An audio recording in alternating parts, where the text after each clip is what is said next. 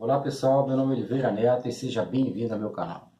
Pessoal, vocês já ouviram falar em regras de condomínio? Aquele pessoal que quer comprar um apartamento, que quer comprar uma casa dentro de um conjunto ali, vocês têm que prestar muito bem atenção nessa situação, porque essas regras de condomínio é como se elas fossem uma constituição em um país. Dentro daquele conjunto ali, essas regras de condomínio, elas são às vezes muito rígidas. Então aquele pessoal que tem uma criança, que tem um animal, às vezes, ou que tem uma certa mania de fazer determinada coisa, tem que prestar muito bem atenção antes de comprar o seu apartamento, de comprar o seu imóvel dentro de um local onde tenha condomínio, né?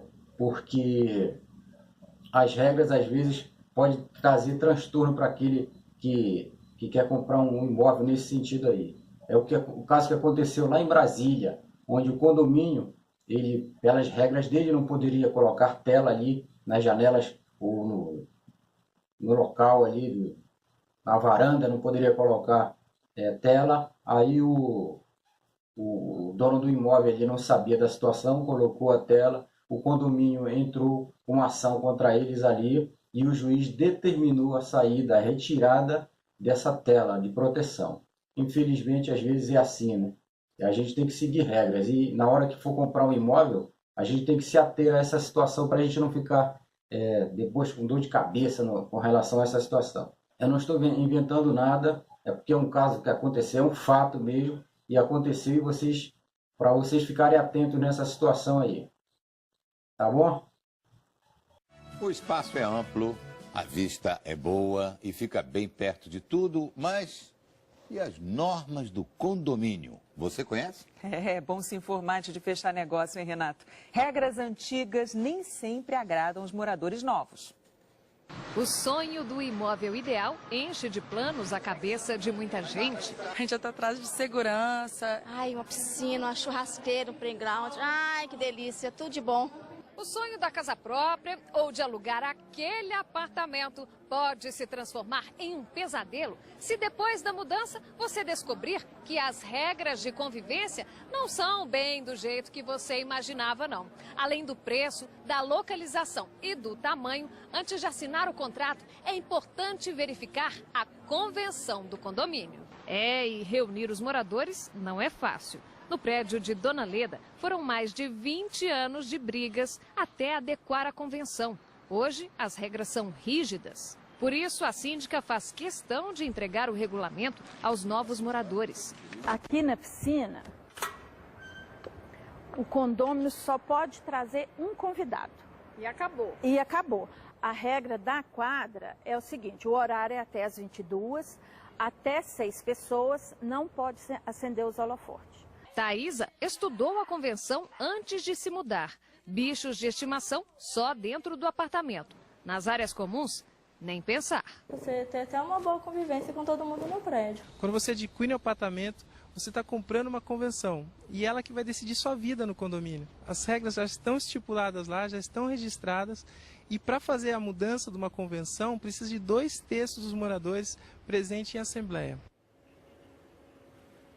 E nós recebemos aqui no nosso estúdio o advogado Márcio Raskowski, que é especialista em condomínios. Bom, Márcio, bom dia. Bom dia, cara. A gente viu aí que não adianta ficar de conversinha com a síndica, tentar fazer convenção de condomínio, é a lei interna do condomínio, né? A convenção é a lei interna e além da convenção tem o regulamento interno que faz as normas do dia a dia, churrasqueira, piscina, quadra, e tem também as atas das assembleias para saber o que os moradores decidiram nos últimos anos. Então é convenção, regulamento e ata de assembleia, é bastante coisa para ler. E mudar isso é difícil? Mudar a convenção é difícil, precisa ter 2/3, é quase impossível. Dos moradores totais do prédio, dos proprietários. Adimplentes, em dia com o condomínio. Então, a dica quando a gente quer mudar uma norma é mudar o regulamento interno, que é bem mais fácil de mexer, precisa de maioria simples, porque mudar a convenção é muito difícil. Então vamos mexer no regulamento interno. A gente viu a reportagem mostrando o problema dos bichinhos, né? Bichinhos que podem, por exemplo, estar dentro do apartamento, mas não podem frequentar áreas comuns. É possível proibir, por exemplo, totalmente a presença de animais no prédio? Olha, tem convenção de condomínio que proíbe, mas o judiciário já entende que essa proibição não é válida e acaba autorizando o animal pequenininho, desde que o dono do cachorrinho, do gatinho, cumpra as regras.